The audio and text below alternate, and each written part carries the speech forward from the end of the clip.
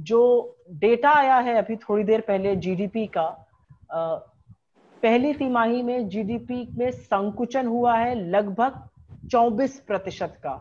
और जैसा कि चिदम्बरम जी ने बिल्कुल सही कहा कि अगर आप एक तरह से देखिए तो 30 जून 2019 से लेकर अभी तक करीब करीब एक चौथाई, 12 महीने में एक चौथाई जीडीपी को वाइप आउट कर दिया गया, पूरी तरह से नष्ट कर दिया गया है।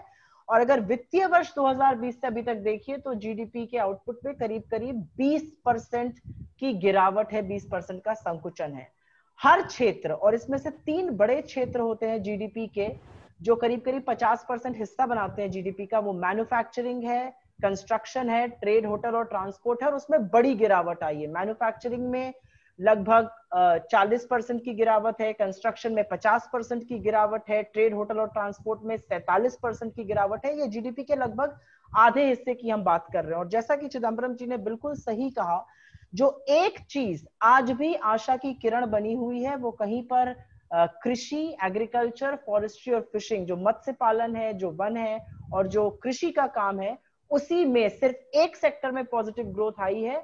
और वो 3.4, 3.4 पर उसकी ग्रोथ हुई है, उसकी वृद्धि हुई है। तो कहीं पर जो वित्त मंत्री ने दैविक शक्ति की बात करी थी, ऐसा लगता है कि देवता जो हैं वो आज भी इस देश के खेतीहर, इस देश के किसानों के साथ खड़े हैं।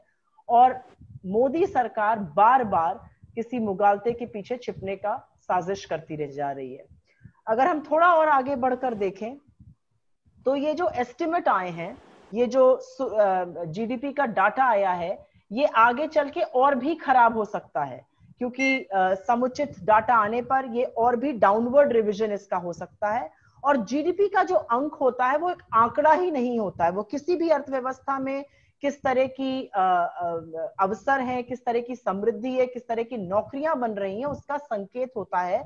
और 24% का संकुचन मोटे तौर पर यह दिखाता है कि बड़ा वर्ग गरीबी की ओर जा रहा है, बहुत लोग बेरोजगार हुए हैं, देश में आर्थिक स्थिति बद से बदतर होती जा रही है।